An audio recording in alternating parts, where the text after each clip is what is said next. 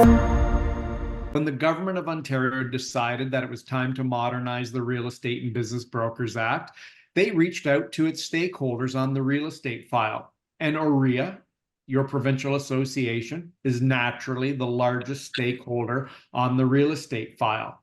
So to facilitate a conversation with the government about their recommended changes to legislation, OREA struck a task force. And I was appointed chair of that task force 3 or 4 years ago. So I've been eating, breathing, and sleeping this stuff for the last 3 or 4 years. And that's really important.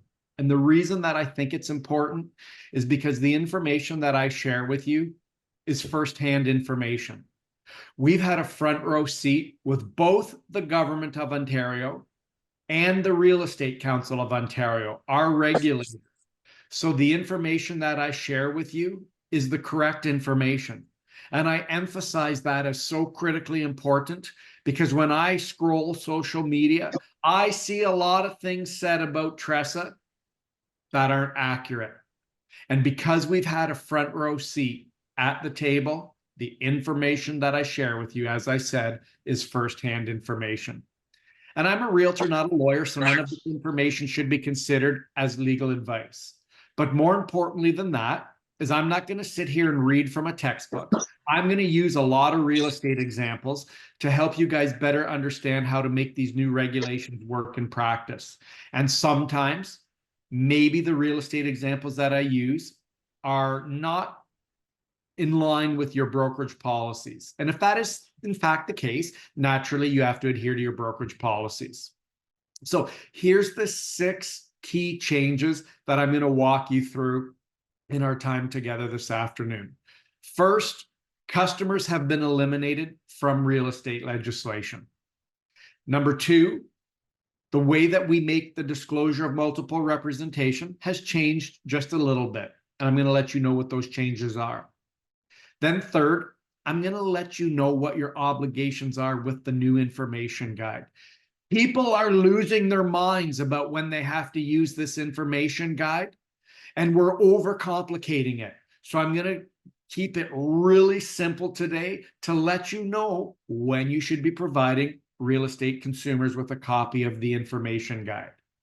The number 4, as you guys are well aware, sellers can now share the terms of competing offers in a bidding war, something we couldn't do in REBA. And then number 5, there's some new things that we are required to have in our written agreements with our clients. Written agreements being the listing agreement and the buyer representation agreement. And then lastly, we can now practice designated rep right here in the province of Ontario. So let's dive in to our first topic, and that is the elimination of customers.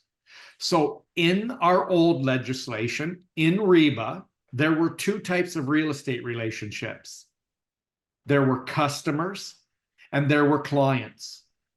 When we were consulting with the government, they told us that real estate consumers were oftentimes confused about the differences between customers and clients. The government doesn't want that confusion. They don't want real estate consumers to not understand real estate relationships. They want to make real estate relationships black and white. Oh, yeah. They want to make this crystal clear to consumers. So here's how they've done that. Customer no longer exists.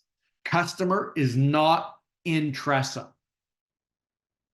Clients, on the other hand, still remain in TRESA. We owe the same duties and obligations to clients within TRESA as we owed them in REBA. So there is absolutely no change whatsoever to client relationships. However, there's this brand new animal right in TRESA called self-represented party. And I need to be clear. Self-represented party is not a simple name change for customer. It's a heck of a lot different. So I just want to be clear. This is just not a new name for customer.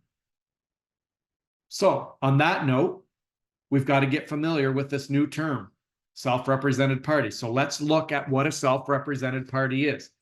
Legislation has a really simple definition of what an SRP is. A self-represented party is a party who is not a client of any brokerage. It couldn't get easier, could it? They're simply not clients. They're real estate consumers who are not clients. Remember when I said off the top that self-represented party is very different from being a customer? That the two are not the same in any way whatsoever?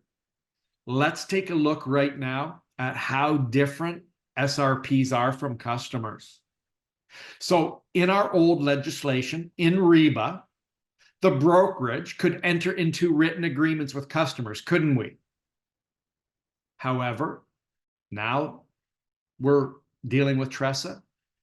The brokerage is not allowed to enter into written agreements with anyone other than a client. That is to say, the brokerage cannot enter into written agreements with self-represented parties the way we could with customers in REBA. So you may say, well, what does that even mean to us, Ray? Well, let me use a real life example. Let's say in REBA, I was working with a buyer client, and my buyer client was interested in a for sale by owner. So on behalf of my buyer client, I'd approach the for sale by owner and I'd say, can I show your home to my buyer client? And if my client buys your home, will you pay me? And oftentimes those FSBOs said, sure, if you can net me what I want in my pocket, I will pay you, right? And how did I get paid by that FSBO who was not a client of my brokerage? I had that FSBO sign an agreement, didn't I? I had that FSBO sign a customer service agreement for a property not listed for sale. That's how I got paid, from that FSBO who was not my client. A FSBO truly is a self-represented party. But remember what I said? We cannot enter into written agreements with anyone other than a client. So do you see the ramification of that? We can no longer get paid by anyone in a real estate transaction unless they are our client. Like I said, we used to be able to get paid by customers, couldn't we? But as you just heard, we can no longer get paid by SRPs, only clients. That's a huge difference, isn't it? So if you're wondering, well, why, Ray? Why in the world does the government create this new legislation that says we can't get paid by SRPs the way we could customers? And the answer is it goes to the government's very principled approach to making sure that real estate consumers clearly understand real estate relationships. And the reason that they don't want a self-represented party signing any type of an agreement with the brokerage is because they are concerned that that would lead the self-represented party to believe that they in fact are a client because they've signed an agreement. So that's why the government won't allow anyone other than a client to enter into a written agreement with the brokerage. So the million-dollar question, I know what you're thinking, is, well, what in the world can we do with a self-represented party? And the legislation defines that for us. The legislation sets out a two-step process in which we can help an SRP. And I'm using the word help deliberately. We're not allowed to represent. We're not allowed to provide services. We're not allowed to give opinions or advice to a self-represented party. Only clients can receive representation, services, advice, or opinions. So I'm using that word help very deliberately. So look at bullet point number 3 on your screen. This needs to be your golden nugget takeaway from this conversation about SRPs, because this is what the legislation says you can do to help an SRP. Remember what I said, it's a two-step process. Let's look at the first step in this two-step process.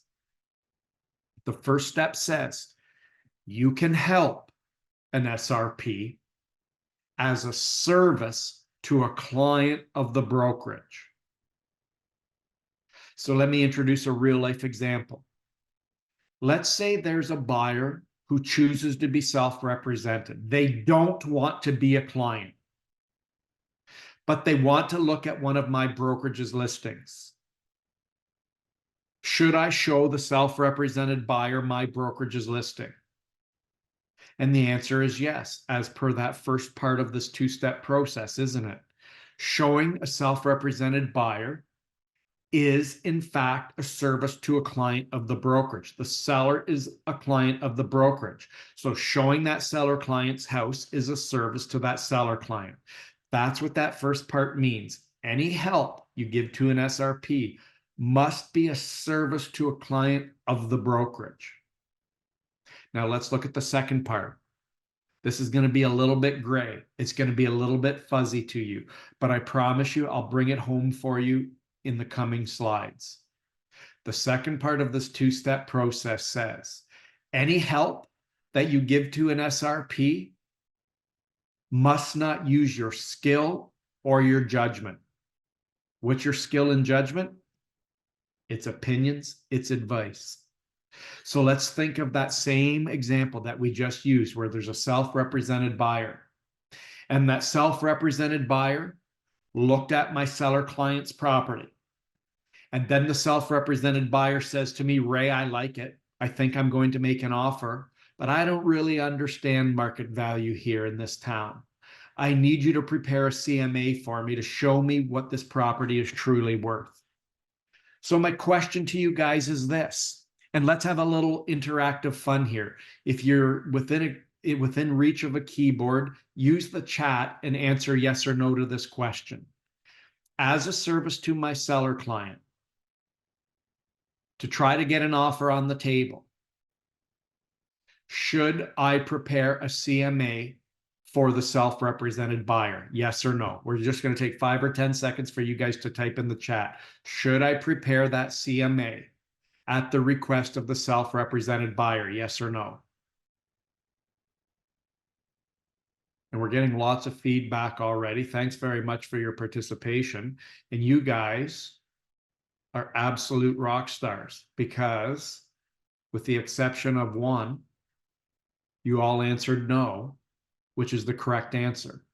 So let's address why the answer is no. Remember, the second part of that two-step process in legislation says any help you give to a self-represented party must not use your skill or your judgment. Well, when completing a CMA is looking for listings, is picking listings that have sold that are truly comparable to the subject property using your skill and judgment. It is, isn't it? So that's why the answer is no. In that particular example, I cannot prepare a CMA for that self-represented buyer because doing so uses my skill and judgment. And if that's still fuzzy, I promise, as I mentioned, I'm going to bring it home for you in future slides. But at this point, I'd like to introduce what you're required to do before you provide any help or any assistance to a self-represented party. There's 2 things you're required to do. The first is you need to provide the self-represented party with a copy of the RICO information guide. But the RICO information guide isn't only for self-represented parties. It's for all real estate consumers. So I'm going to pause a more detailed discussion of the information guide until our next topic. But what is unique to a self-represented party is the RICO form called Information and Disclosure to Self-Represented Parties. Only SRPs must be presented with the information and disclosure to self-represented party. So let me summarize. A consumer in a real estate transaction does not want to be a client.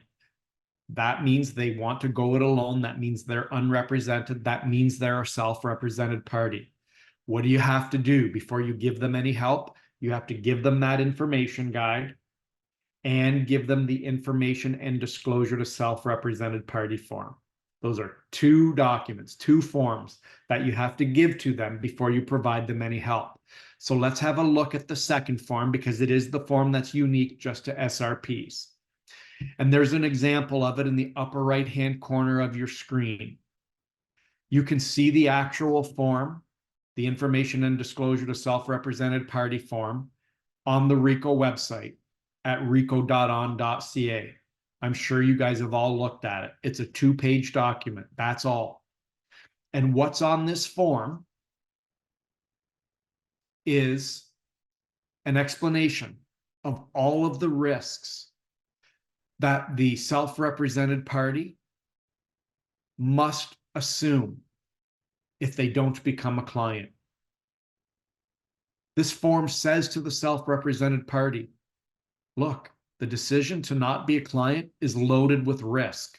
You need to understand that. And then the form explains to the self-represented party the type of help that we're able to give to them. And this is not a laundry list of activities in which we can help them with. It's not detailed in any way whatsoever. You guys already know what that is. It's that golden nugget we just finished talking about. This form says to the self-represented party, the only reason we're helping you is because that help is an actual service to a client of our brokerage. And oh, by the way, any help we give you will not use our skill or our judgment. And then the form actually recommends to the self-represented party that they consider seeking independent professional advice. Now, I know we all automatically think that means legal advice, and that's one type of independent professional advice. But this also could mean you should consider becoming a client of a real estate brokerage. Now, let me be clear. Just because the legislation requires that this form recommend to a self-represented party that they seek independent professional advice doesn't mean they have to. The legislation can't force a self-represented party to get independent professional advice. This is no different than when we say to buyers today, we think you should get a home inspection. And some of those buyers say, thanks, but no thanks, don't they? And then lastly, once you review this form with the self-represented party, you have to ask them to sign it. So do you see the purpose of this form? It's a good thing, isn't it? It's a very good thing that when a real estate consumer says, I don't want to be a client, I don't want to be unrepresented, I'm going to be self-represented, that we tell them in writing that is a significant risk. You need to be able to stomach those risks. Anything that I do for you will not involve my advice or my opinions. So it's a very good thing in terms of consumer understanding, consumer education, and it adds clarity to real estate transactions, doesn't it? And I think this is not only a good thing in terms of consumer clarity, consumer education, consumer knowledge, it's a good thing for us as realtors. No more will a consumer be able to say, I didn't understand the differences in real estate relationships, because they were given this form that was authored by the Real Estate Council of Ontario that says, this decision you've made is a very risky one. And that's why I think it's so good. Okay?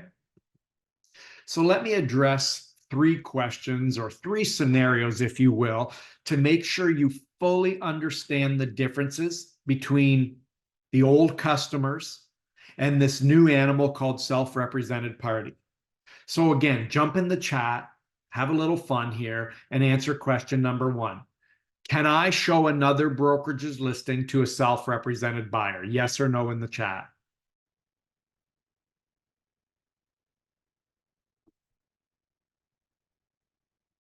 Thanks very much for your participation. Again, you guys nailed it. You got 100% A+. The answer is no. And why is the answer no? Well, when we think back to that 2-step process in legislation, the first part says any help that you give to an SRP must be a service to a client of the brokerage. We've got our answer right there, don't we? Another brokerage's seller is not our brokerage's client. Therefore, no, we can't show another brokerage's listing to an SRP. Let's jump to number 2, and I'm going to elaborate on this one a little bit. So there's a buyer in the marketplace who approaches me, and they're determined to be unrepresented. They don't want to be a client. They say, I want to be a self-represented party. I can do this all on my own. And they want to look at one of my brokerage's listings.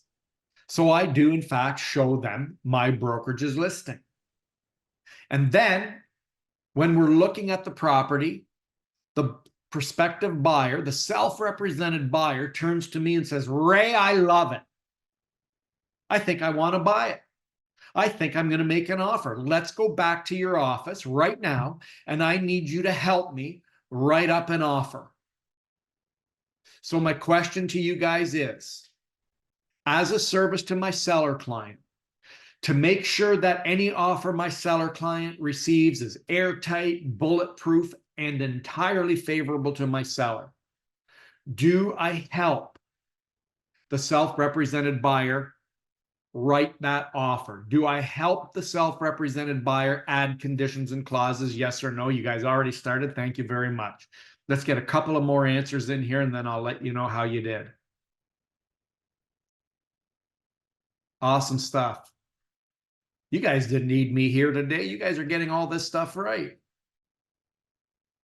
The answer is no. Now, a couple of you I see answered yes. So to illustrate why the correct answer is no, let's think back to that 2-step process. The first part is any help you give to an SRP must be as a service to a client of your brokerage. So I think so far so good though, right? Like getting an offer on the table is no doubt a service to our actual client, in this case, the seller. But let's look at the next part. Any help must not use your skill or judgment. So to those of you who responded, yeah, let me ask you this. Is recommending conditions, is recommending clauses, is making sure that the dates and times all interconnect properly using our skill or our judgment? It is, isn't it? And that's why the correct answer is no. You cannot write an offer for a self-represented buyer in the example that I just used.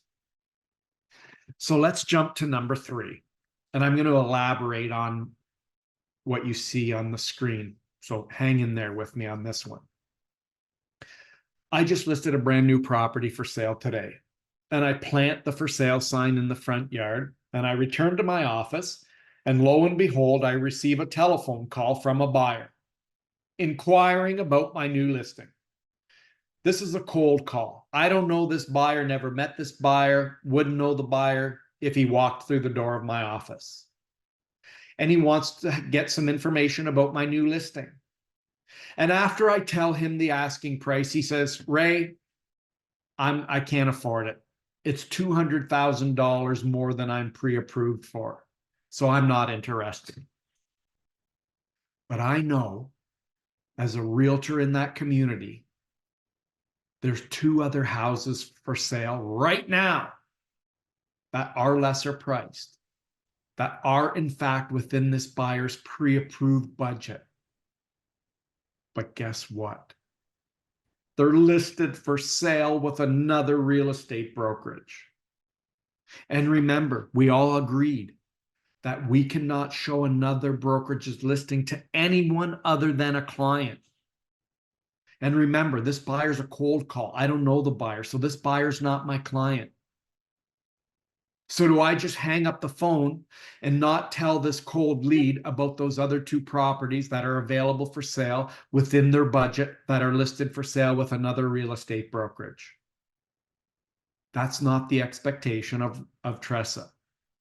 The expectation is that that buyer become a client, right? We can show another brokerage's listings to buyer clients. Now, I know some of you are thinking right now, but Ray, I hate the hard sell. Ray, I don't like asking buyers to sign a buyer representation agreement before I take them out and show them properties a couple of times. I don't like to ask buyers to sign a buyer representation agreement until I build a relationship and rapport with them, right? I bet a lot of you here today are in that camp.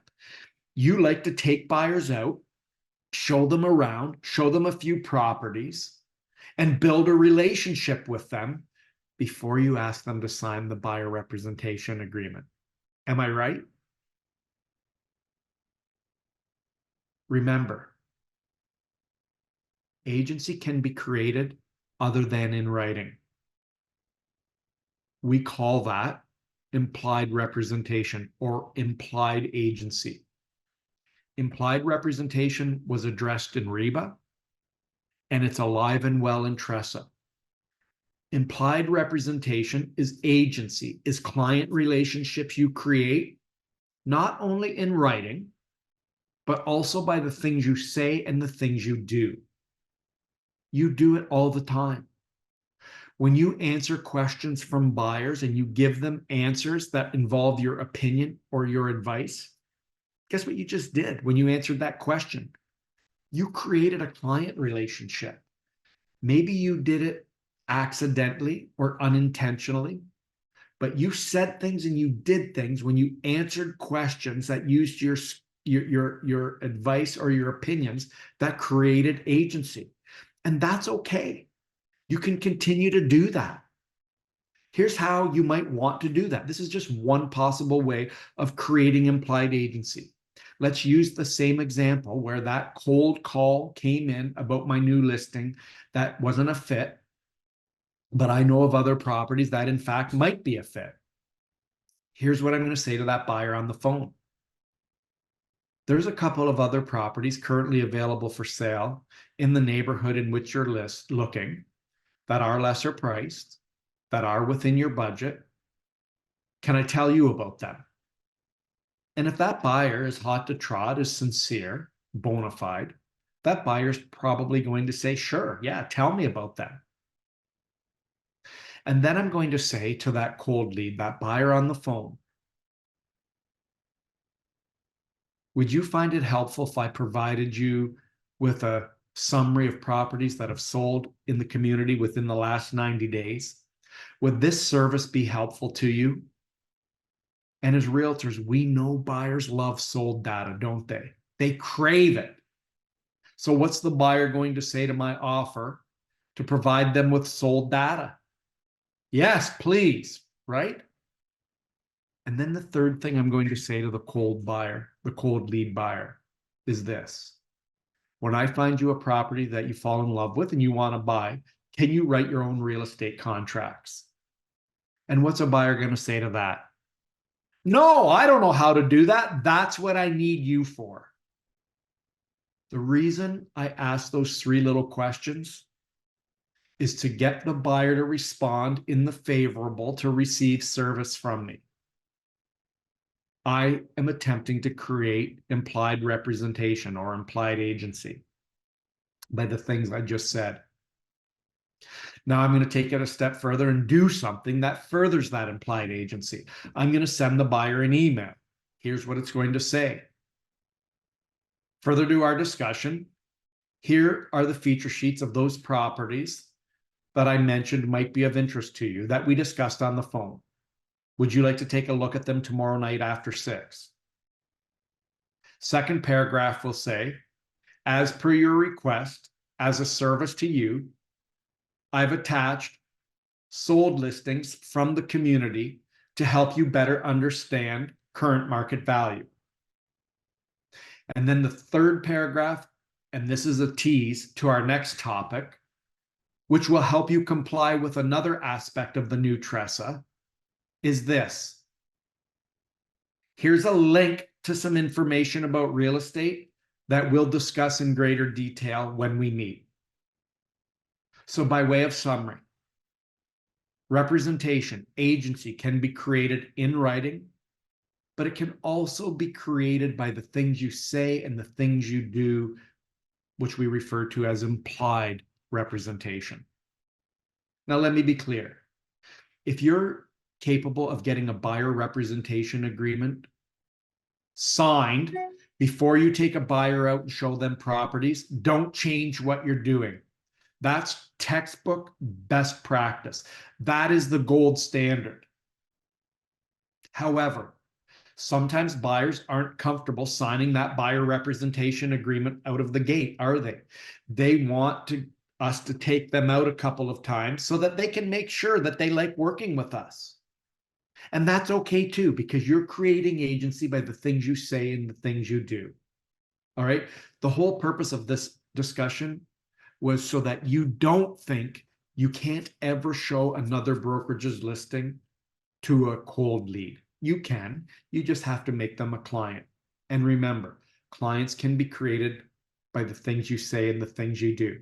Now, just like in REBA, the obligation is still in TRESA that you do get a BRA signed at the earliest practical opportunity and always before a buyer signs an offer. So let's summarize. As of December 1, there are no more customers in real estate relationships. You're either a client of the brokerage or you're a nobody. And if you choose to be self-represented, I can help you only because it's a service to my actual client. And oh, by the way, any help that I give you will not use my skill or my judgment. So I'm sure you guys all appreciate by now, self-represented party is not a simple name change for the old customers, is it?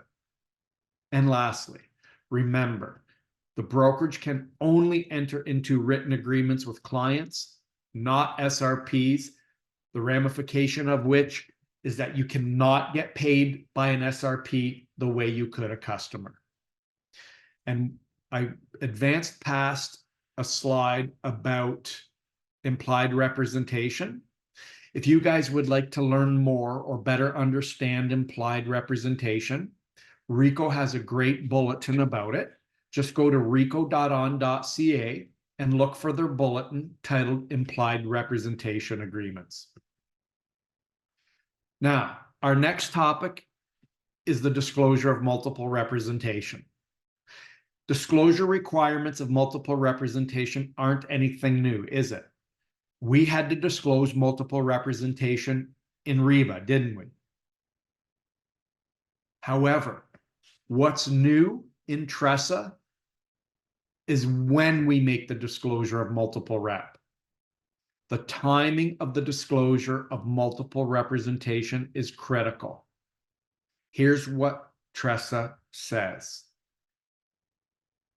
The brokerage, when it finds itself in multiple representation, cannot take any further steps on behalf of any of the clients who are involved in multiple representation until the brokerage makes them aware that this is multiple representation. This is what multiple representation looks like, and they consent to proceed in writing. At the time multiple representation is created, you have to do all of that. That's very different than the way we did it in REBA, isn't it? How did we disclose and get written permission in REBA of multiple representation? We used the confirmation of cooperation and representation, didn't we? There's a multiple representation box on that form. And we would tick off that box to advise consumers, clients, that this is multiple rep, and then we would get them to sign that document. And when did we usually roll out the confirmation? When did we have them sign the confirmation? When they were signing an offer, right? That's how we did it in REBA. But in TRESA, the minute that multiple representation is created, we have to stop, even if they're not at an offer signing yet. So let me use an example here. Let's say I list a property for sale today, and you work in the same brokerage with me, and you show it today. And while the buyer is looking at the property, She says to you, you know, I like this place. I think I'm going to make an offer. I'm going to go home. I'm going to have supper. And while I'm eating supper, I'm going to think more about the details that I would include in an offer. Right then and there, you've got multiple representation. When that buyer expressed interest in the property, that triggered multiple rep. Right then and there, when that buyer in my example says, I like it, you need to stop everything and you need to say to the buyer, your interest in this property has created multiple representation. Here's what multiple representation looks like. Here's how the services that I can provide to you are limited. Are you okay with that? And if the buyer agrees that that's okay, you have them sign. Even though they haven't even signed an offer yet. They're not even getting ready to sign an offer yet. They're just thinking about the property, but they've said they like it enough that they're probably going to make an offer. So you've got to get that written permission to proceed in multiple rep right there. That's very different from the REBA days, isn't it?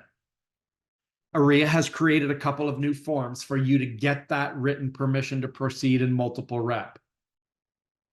Those are forms 325 and 326. There's an example of 325 on the left-hand side of your screen. And this is the multiple representation acknowledgement and consent form for sellers. So when you know you're engaged in multiple rep, this form is a tool that you can use to advise your seller that this is multiple rep. This is what multiple rep looks like. And if they're okay with it, you have them sign. The 326 is the exact same form, except it's intended for buyers. Okay? So have a look at those new forms 325 and 326. Get familiar with them. Know which ovals you need to initial when you find yourself in multiple rep. Okay? So by way of summary, the only thing different about multiple rep in TRESA is the timing is important. When multiple rep is created, you've got to get written permission, not just minutes before they sign an offer, the way we used to do it, right? Our next topic is the information guide. I'm sure you guys have all taken a look at the guide. It's on the RICO website. There's only two things that the law requires us to do with this guide. That's it. There's only two things. The first is give everybody a copy. And before you provide them any services in the case of a client, or in the case of an SRP, before you give them any help. So at the very earliest practical opportunity, you've got to give everybody a copy of the guide. That's the first obligation. The second obligation is this. You've got to review it with them. Now, that doesn't mean read it word for word, but you've got to walk them through the guide. You should probably say at the conclusion of walking them through the guide, do you have any questions for me? And if they do, you answer them. And you should also probably say, you know, when you read this guide on your own, if you have any questions thereafter, please reach out to me. I'm here to answer your questions. That's all you're obligated to do with regards to the info guide. Give them a copy and review it with them. That's it.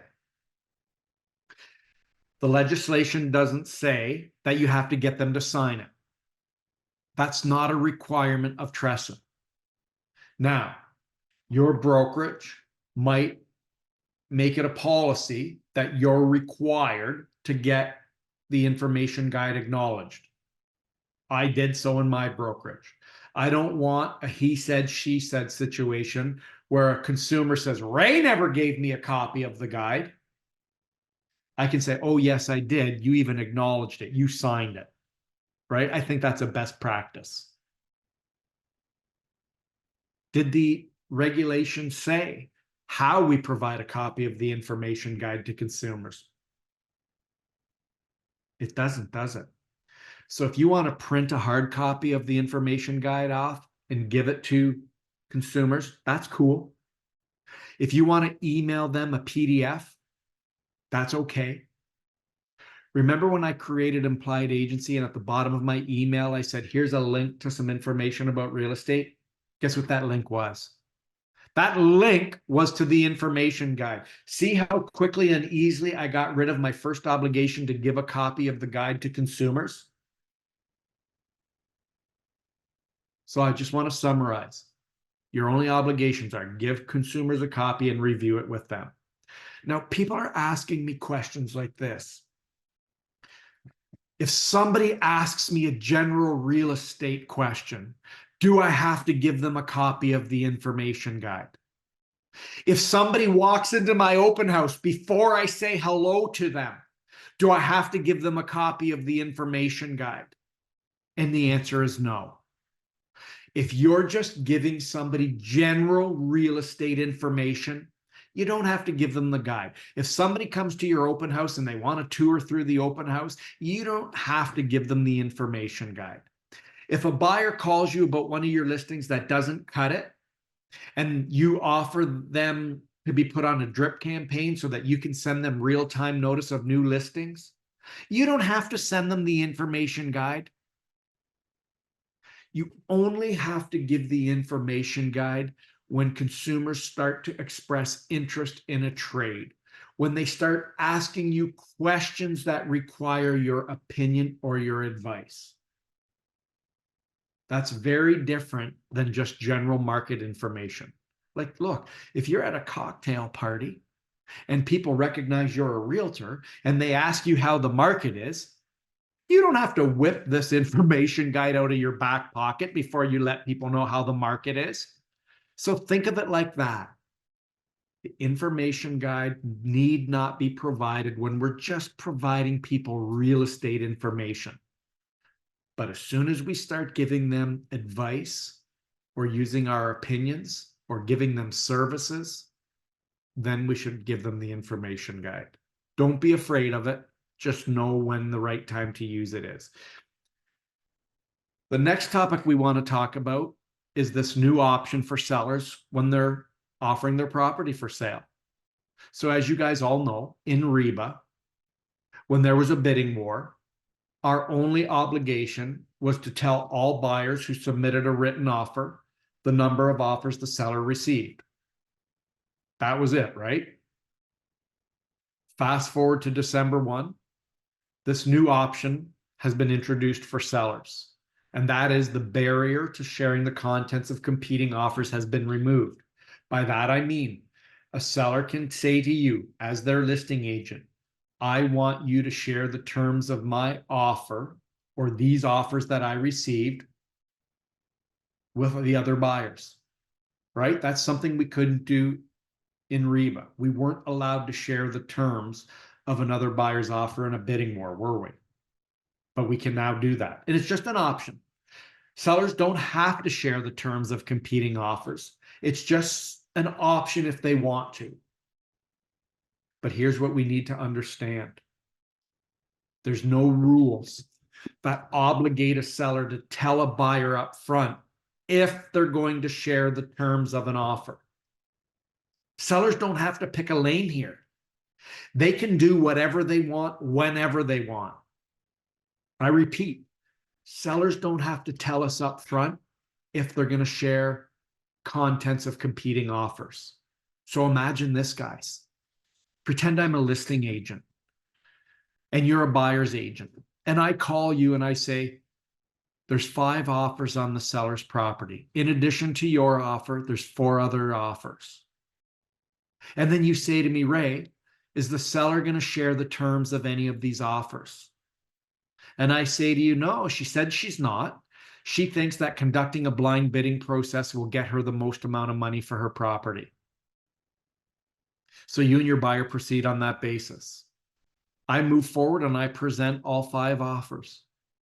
And then when I'm done presenting all of those offers, the seller turns to me and says, Ray, I want you to tell everybody that the best offer I received was for $1 million. Do you think I'm going to have some ticked off buyers and some ticked off buyers agents? I am, aren't I? Because I told you that the seller wasn't going to share, and then she did. Did I do anything wrong? No, I didn't. Because remember what I said. There's no rules. The seller doesn't have to pick a lane. The seller can do whatever she wants whenever she wants. So here's what we need to do, guys. When we're working with buyers, we need to educate them that sellers have this new option. They're most likely not going to know about it, are they? We're going to have to tell buyers, look, sellers can share the terms of your offer with other buyers in a bidding war. And then I think we need to say to those buyers, our buyer clients, how do you feel about that? How would you feel if the seller shared the terms of your offer with other buyers? And I think some buyers are going to say, you know what, Ray, I just want to try to buy the property. I don't want to rock the boat. I'm just going to submit an offer, put my best foot forward. Let's roll the dice and let the chips fall where they may, right? Some buyers are going to be really relaxed about it. But are we also going to have buyers who say, no way do I want anybody to know the terms of my offer?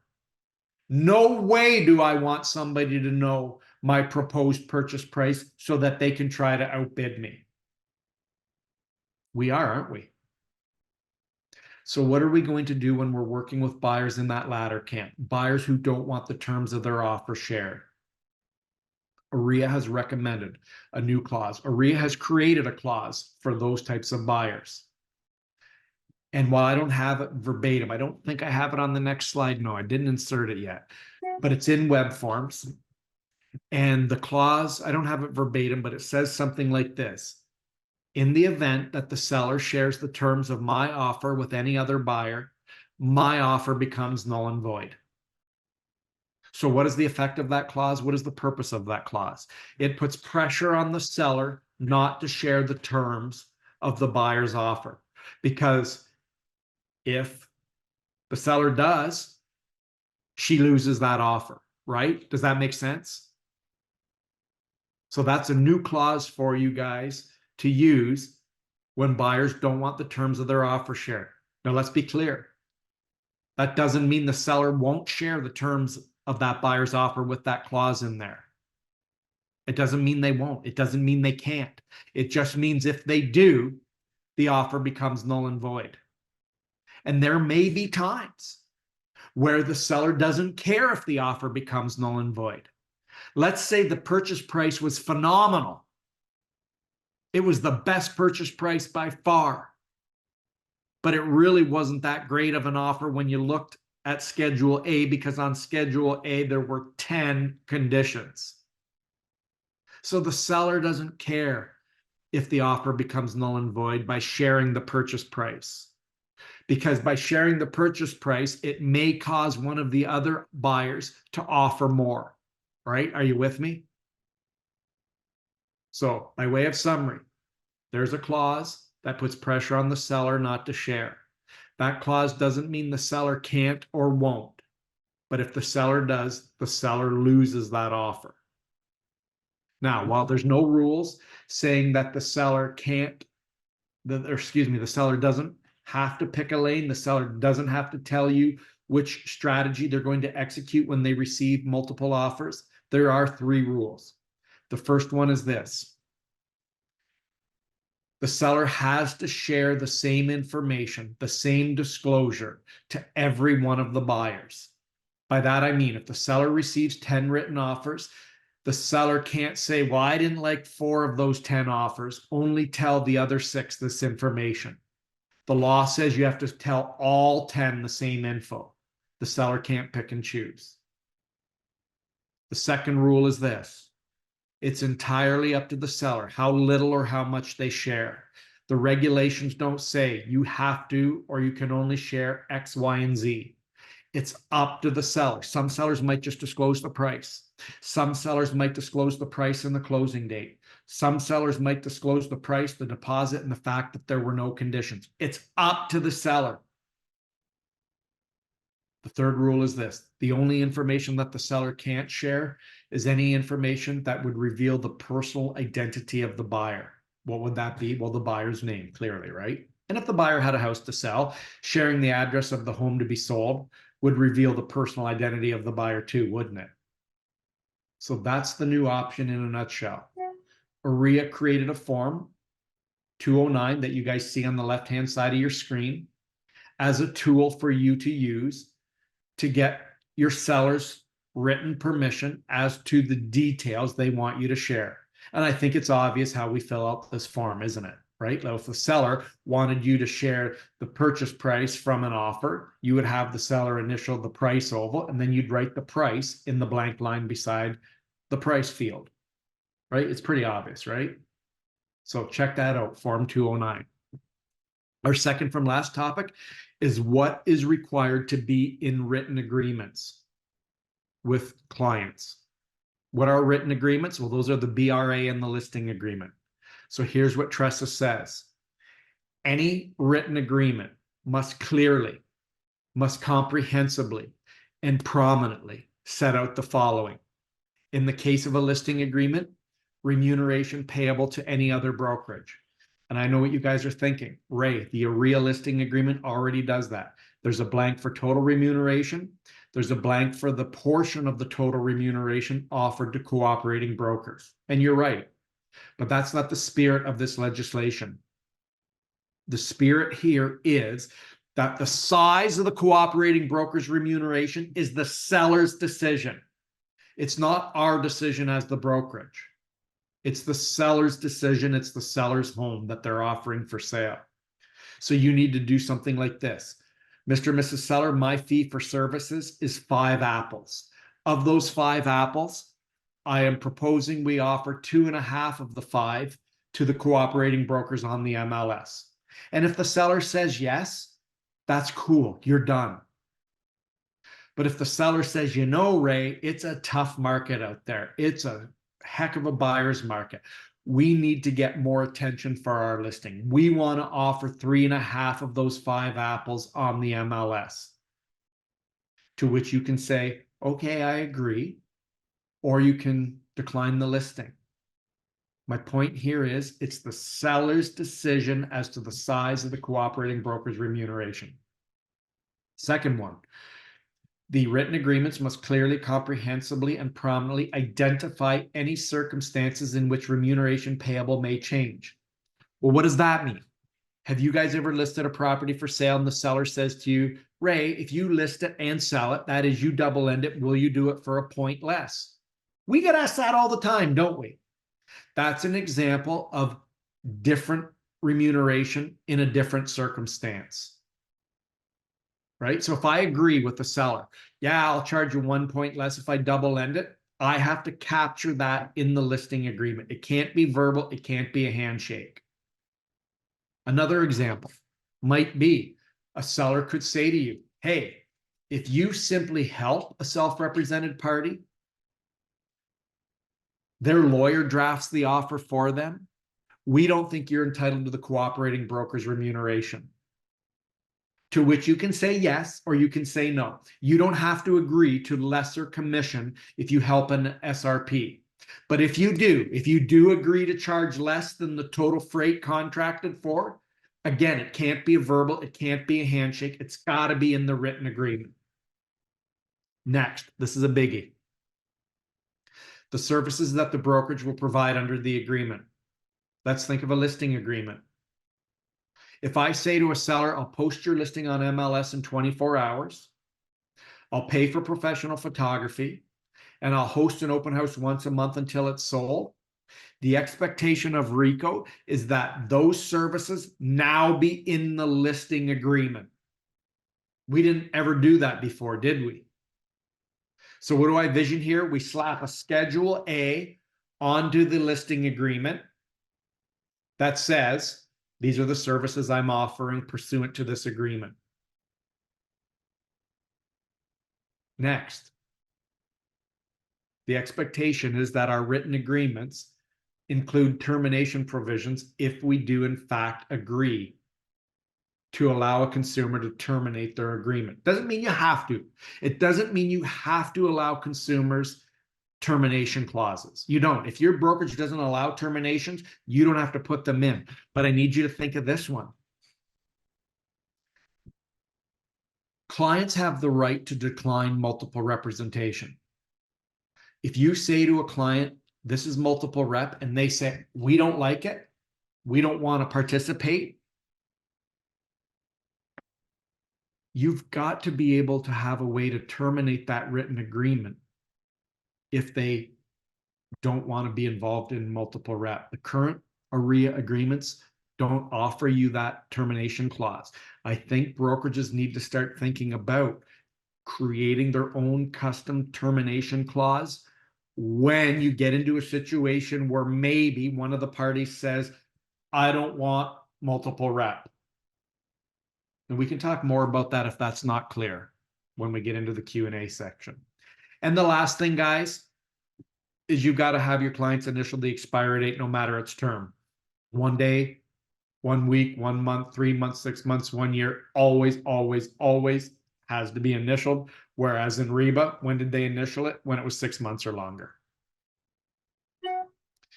And last topic is designated rep. This is something AREA has been fighting for as far back as 2017. So what is designated rep? Well, let's think back to REBA.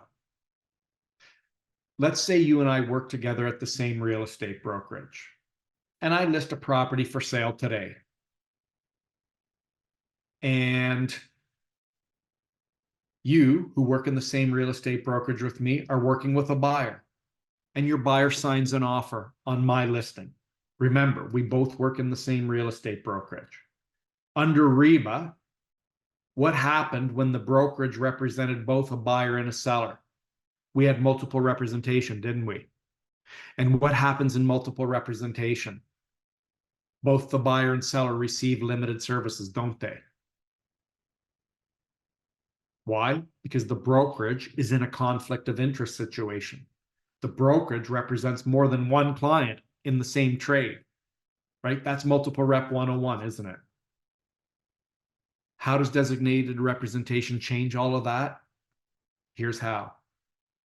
If your brokerage adopts designated rep, I don't know whether you did or not, but if you did, you can be appointed as the designated representative for the brokerage's clients. So let's have a look at the listing agreement on the screen. See how I highlighted that new blank in the listing agreement? That new blank is where you would insert your name if you're being appointed, if you are assigned the designated representative, the designated agent for the seller.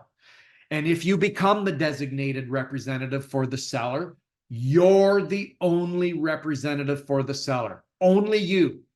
The rest of us who work at the same brokerage with you, we are no longer representatives of the seller the way we were in REBA, right? Remember in REBA, when I listed a property for sale, all of you who work at the same brokerage with me also represented the seller. But that's no longer the case if the listing agreement appoints you as the designated rep. I repeat, when the listing agreement appoints you as the designated rep, you are the only one representing the seller. Same new line is available on the BRA. So on a BRA, if I put my name, Ray Ferris, as the designated rep for a buyer on a buyer representation agreement, I'm the only representative. I'm the only agent for the buyer. The rest of you who work in the brokerage with me, you're not a representative. You're not an agent of the buyer the way you were in REBA.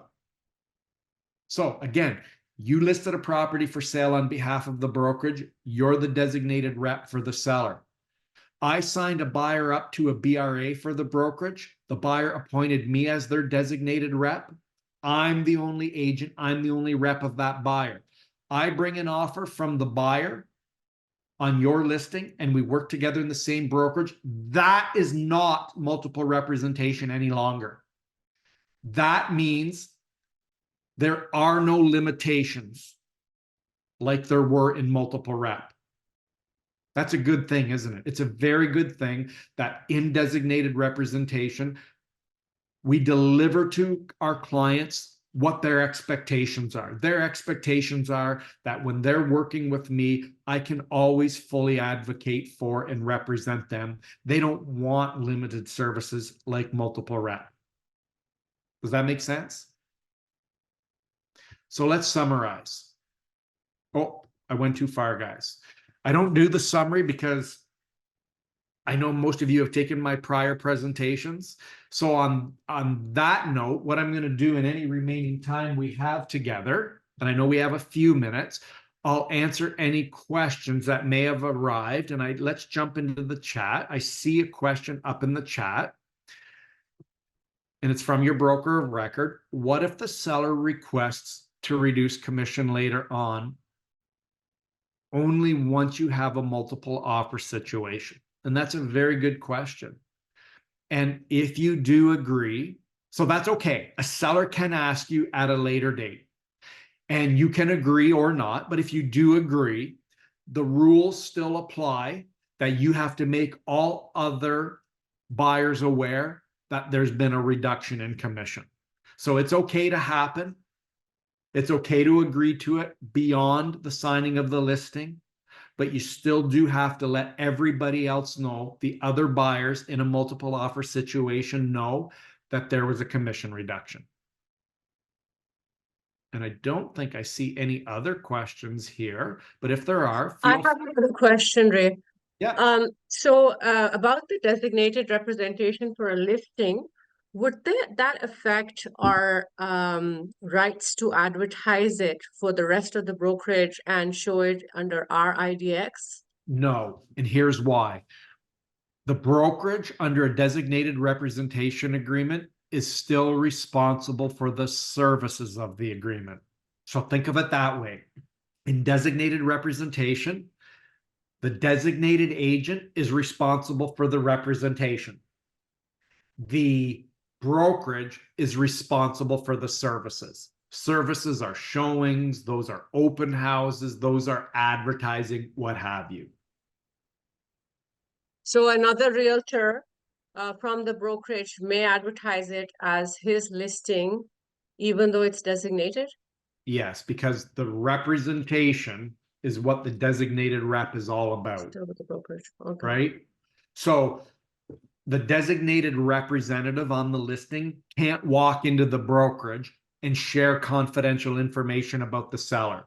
For example, if I worked in your brokerage, I couldn't walk into the brokerage and say, I just listed 123 Main Street and they're really fired up to sell because they've bought another house that's closing in 60 days firm. They need this thing sold fast, right? Because I'm now the only agent. I'm the only representative for the seller. Sure. And I shouldn't share that Yeah, I understand that part. right? Yeah. And Marina has asked a question, if I may. It says, is Schedule A for listing agreement mandatory or not?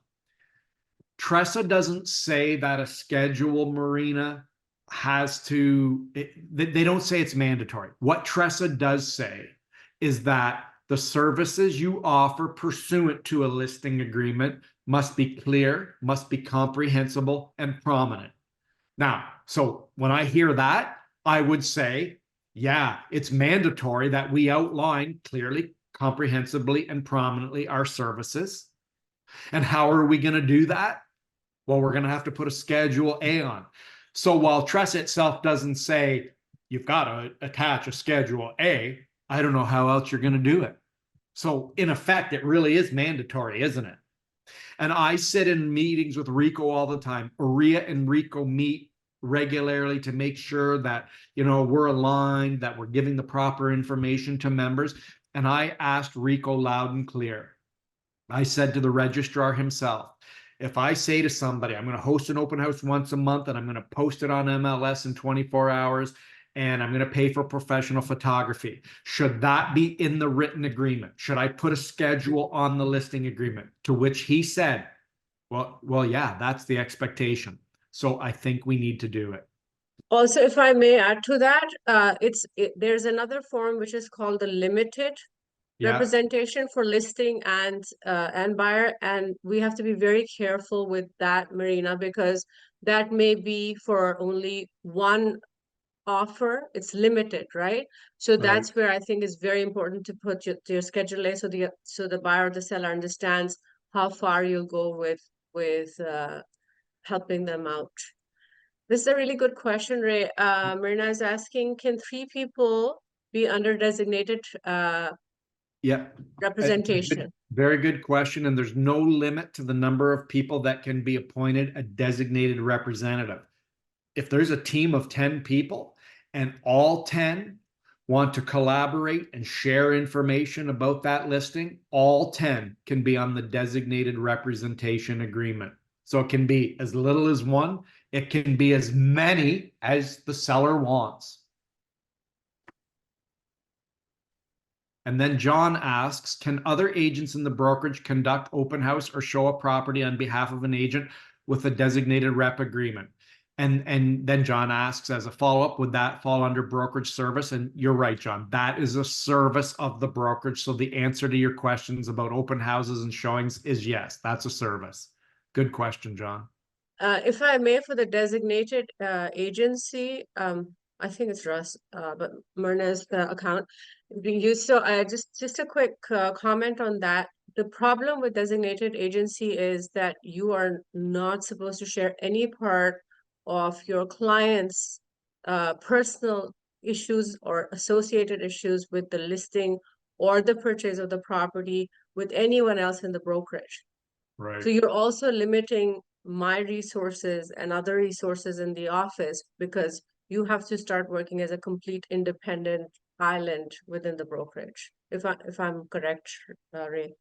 Yeah, so the next question was, Karen asked, why would you put your name in designated rep at all? And the reason really is that it avoids circumstances of multiple representation where consumers receive limited services. Like let's think of it this way, Karen. Let's say I work at your real estate brokerage with you guys and I list a property for sale. You never meet my seller. My seller never talks to you. Yet under brokerage representation, the other alternative to designated rep, you guys are all considered representatives of the seller, even though the seller never meets you, would never know you if they bumped into you. Likewise, you who work in the same brokerage with me have a buyer for my property under brokerage representation. That creates multiple rep. And what happens to the seller and the buyer? They each get limited services. Like if your buyer says to you, Karen, in a multiple rep situation, Karen, what should I offer on Ray's listing? Is it realistically priced? Is it a good deal? You would have to say, I'm sorry, this is multiple representation. I can't answer that type of a question because our brokerage is in a conflict of interest situation. Designated rep removes that conflict of interest. That's why you would want it. That's why consumers would want it.